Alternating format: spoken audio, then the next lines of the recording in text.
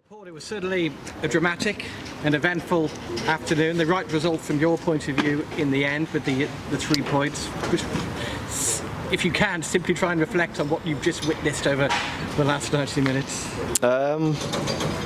Delighted with the win, of course. Like you said, a lot went on and game went through phases probably in terms of being happy with some things and not being happy, and then obviously the sending off and to concede. You know, you sat on the in my seat there thinking this is going to be a tough afternoon, but the lads responded well, and in the end, you know, ran out, I think, worthy winners. The third goal's disappointing. It takes a deflection, you know, not too much, but one of them free ones realistically. But I thought the lads did well in terms of killing the game off. It was more about, just said to them there, as long as they were, you know, keeping a shape to the team. I think you get mistakes out of a team that are going to chase, and the way that Crawley play, especially when they were down to 10. Really pleased with sort of John's pass to Lloydie for that goal, because that's what we talk about when we get situations. It's having that quality and taking advantage of them, and that, I think, certainly sealed the win, albeit, like I said, they got that third goal at the end. Yeah, 5 goals is extremely pleasing, I'm sure, for you, because goals have been hard to come by for Shrewsbury over the last couple of seasons, and to get 5 in a game today, whatever the circumstances, is a good effort. Yeah, look, you always want to score, but I honestly would have preferred a 1-0 win today here. And I know that wouldn't have been as entertaining, and some of the lads wouldn't have got on the score sheet, all those things, but you know, we've got to try and find a way of stopping the ball going in the back of our net. You know, we changed formation. I think there'll be some plaudits, and people will say, well, that's a point at Bolton, you've won today. All true, but you can't just keep it that simplistic. You have to look at the game and some of the issues that teams have caused us, as well as some of the good things that we have done in that formation.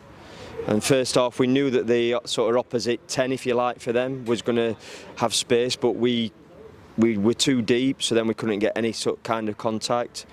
We got the message on eventually, and then Morgan, I think, found a better position, start position, to help us a little bit. So no, look, like I say, overall, of course, we're happy, but it's certainly not all fixed. But at the same time, it was, you know, not everything's wrong either. That I keep trying to keep a balance to my answers to your questions.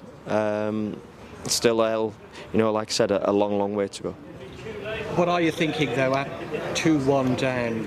Probably have had a player sent off, and you can see what's going through your mind at that stage. Yeah, I still think playing against 10 men at times, you've heard it, it's not always easy, and with the style of play that they have, we know that they still want to try and keep the ball. It was important we tried to get more pressure on them at that stage, because we did have that man advantage, so that was one important thing. And then, you know, I just decided to make the subs be bold. I'm not saying that that they particularly worked as such, but I think just by sticking 2 wingers on, it allowed us to get a little bit more pressure up the pitch as well.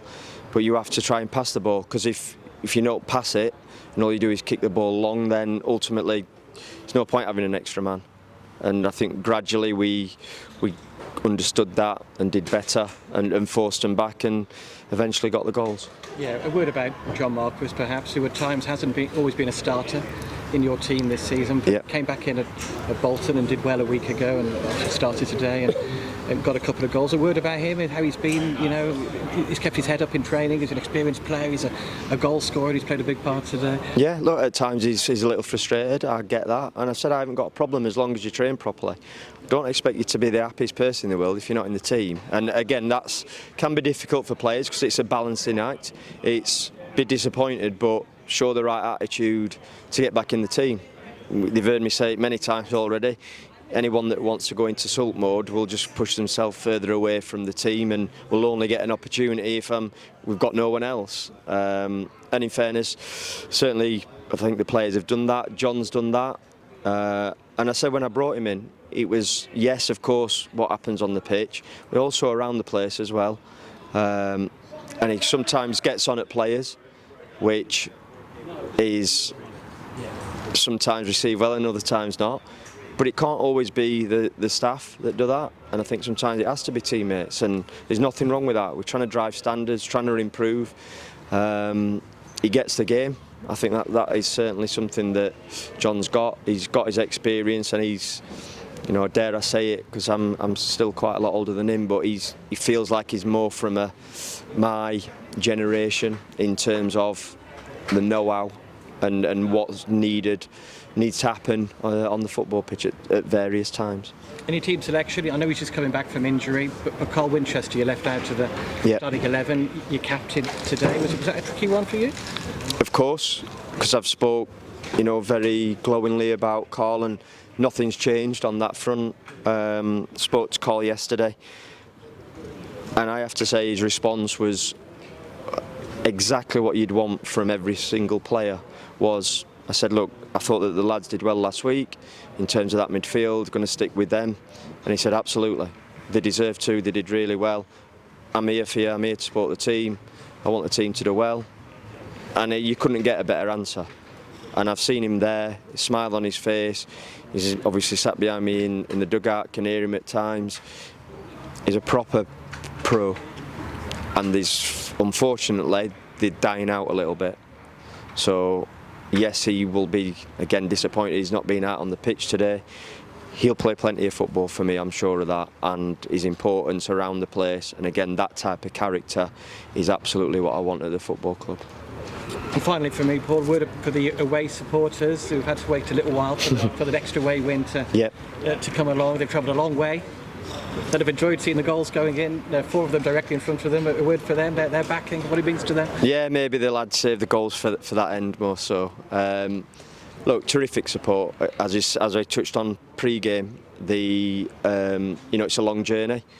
They don't have the luxury, a lot of them, of staying over and things like that. So it's a long day for them, and they keep coming. And easy for me to say, but that's what true fans do. And I've always said that I think that the football club have got a core of, again, what I've just described Carl as a proper professional. I think they're proper fans. They'll keep coming, and yes, they've had some hard times, and we've had to wait a long time. You know, I hear him singing the song about how bad the opposition must be because we're winning away, and thankfully we held on to that one today, and they saw, as you said, unusually, quite a lot of goals. Well done today, thanks Paul. Thank you.